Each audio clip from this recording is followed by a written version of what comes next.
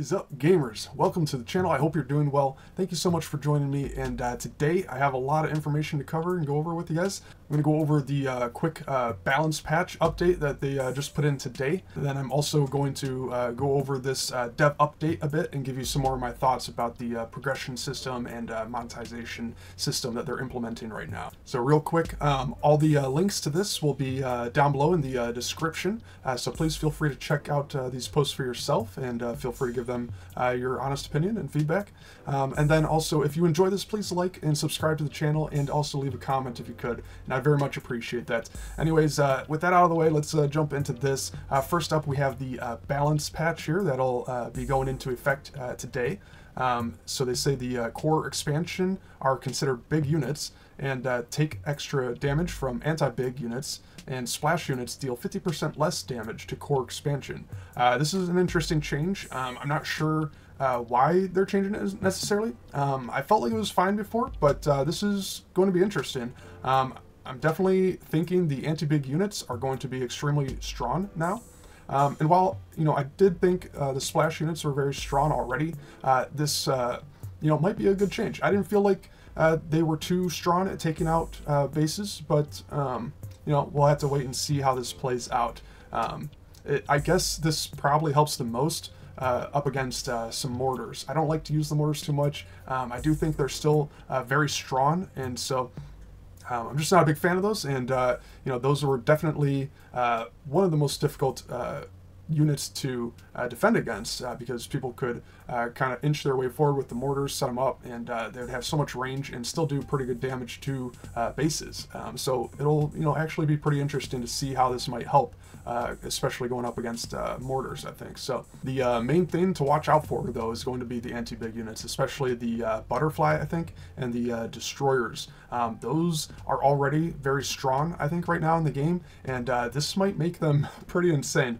They already do really good damage to the bases, and so this might just take out a base in the blink of an eye, basically. Next up, they have the advanced bot damage versus air bonus increased from 2.5 times to 4 times, and that'll be interesting as well. I haven't seen too many advanced bots. I think they're a decent unit. I haven't seen them, or I haven't felt like they're too strong or anything. So I don't know if this will be enough to really put them into the meta and be one of the top units, but we'll have to wait and see on that, I guess. And then the advanced blank, damage against big ground and big air bonus changed from 9.28 times to 15 times. Prioritize attacking big units. That's interesting. Okay. I also haven't seen too many advanced blinks. I don't think they're that strong right now. They do seem to be more of a anti-air unit right now, but 15 times sounds like a lot to me. So they might be another really good anti-big unit, actually. The only issue is they are an advanced unit, so they're in that tier 3 foundry, so it can be very difficult to get to that stage of the game. So I think the advanced blink might actually be pretty good now with this change, so I would love to give that a try, but I do not have those yet. And then finally, they also say here, we also wanted to give you an update regarding the feedback around displaying specific unit stats in game, and we will be adding more stat info in the future, such as the numeric values of damage, health, range, etc. The reason is that if we place these in some sort of additional info area, it will not get in the way of new users having too much information processed, whereas more advanced players can easily find and make great use of these numbers. And that's awesome to hear. I've been wanting these, more detailed stats for quite a while now, so I'm glad that they are finally listening to that feedback from everybody and willing to do that for us. Now let's dive into this post. I don't think I'm going to go over this entire thing. It's pretty long, so please check this out for yourself. I think I just wanted to highlight a few things in here and give you my general overall opinion on this. I kind of touched on this briefly in my previous video, but hopefully this will give everybody a little better understanding. So this is their dev update from November 7th, current thoughts on monetization, and first thing they say here is thanks so much for your continued support and great discussions around monetization. We wanted to show our thoughts as transparently as possible to be able to work together with you to come to an ideal solution for launch. And so first of all, I just want to say there's been a lot of controversy around this, a lot of different Reddit posts and different discussions going on around the monetization and everything. And I think the criticism is very fair, but some of it gets a bit too extreme in one way or the other. So I'm glad they're taking a look at this and they're addressing it and being open and honest with us and kind of sharing their thoughts and their side of the story as well. So here they say, general thoughts. Nothing in this closed test, especially when it comes to monetization model, is final. Our plan is to test the core game systems first before finalizing monetization models. For this closed beta test, the goal is to test new user flow iterations as well as the short-term progression system testing because we've added the warpath system. First of all, I gotta say, I know they're in a tough position here because it is definitely important for them to test these different things out, and they're trying to get their bearings on what they can kind of do and how far they can kind of push this monetization system and progression system, and so they're in a tough position because they need that information and they need to test things out and they need to give it time, and unfortunately most people aren't quite that patient.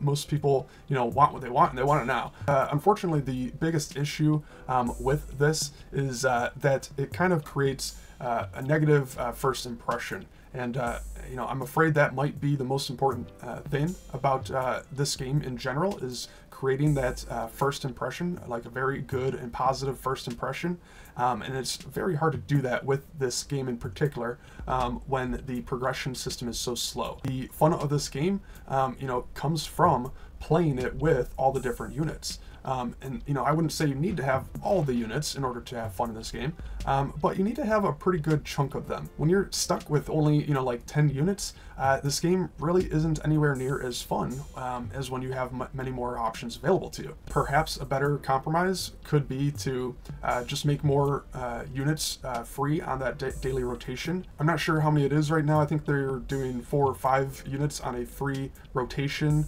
and I don't know if it's supposed to be daily or weekly. It might be weekly, but I don't think that's quite enough. I think if they're going to go with a slower progression system and whatnot, I think they should probably expand that to a lot more, maybe 10 or 15 units. And maybe that sounds crazy, I don't know, but that's something, maybe they'll just need to experiment with that, but that might be a better compromise, I think, and give people a little more to work with, because that's really, I think, where most of the fun of the game comes from. I know it's important for them to test these things. I know they need to find a way to monetize things and make their money. I want this game to be successful in the long term, and so I know that's going to be part of it. But also, in order for them to be successful in the long term, they're going to need a lot of people playing the game as well. So they're not going to be successful without people playing the game. And I think it's going to turn away far too many people if it remains in the state that it is currently with the slow progression. So it doesn't need to be super fast or anything, and I don't know how to really explain or put it into words, the right speed, but I just know it needs to be a little faster than what it is now. And I think they probably need to even just give you work credits for each and every win that you make, so at least it feels like you're making a little bit of progress with every single game. Currently, the only way to get work credits is pretty much through the daily contracts or through earning experience towards the warpath, and that's just not quite as satisfying as getting a little bit of something after every game. And then they say having a more player-friendly business model compared to other games that require units and decks. It sounds like they are, kind of comparing this game to other deck-building games, different card games, trading card games or whatnot, like Magic the Gathering or Hearthstone or things of that nature. So unfortunately, I don't think that's a very good or fair comparison for battleaces. I think battleaces is first and foremost an RTS game, and I just don't think it's really anything like any of those card games. I understand they have a system that they're calling a deck, but it doesn't play anything like a deck of cards. So you can represent each of the units as a card, but it doesn't actually play like a card. You can represent each of the units as a card, and you can call it a card, but it's not actually a card. It plays nothing like a card. So I just don't think that's a fair comparison for them.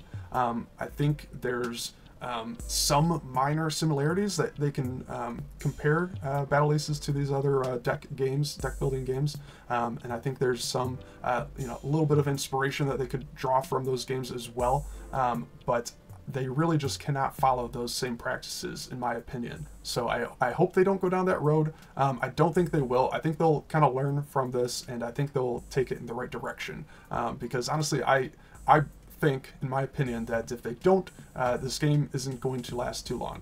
I just don't think it could be, successful or long-term sustainable going that route.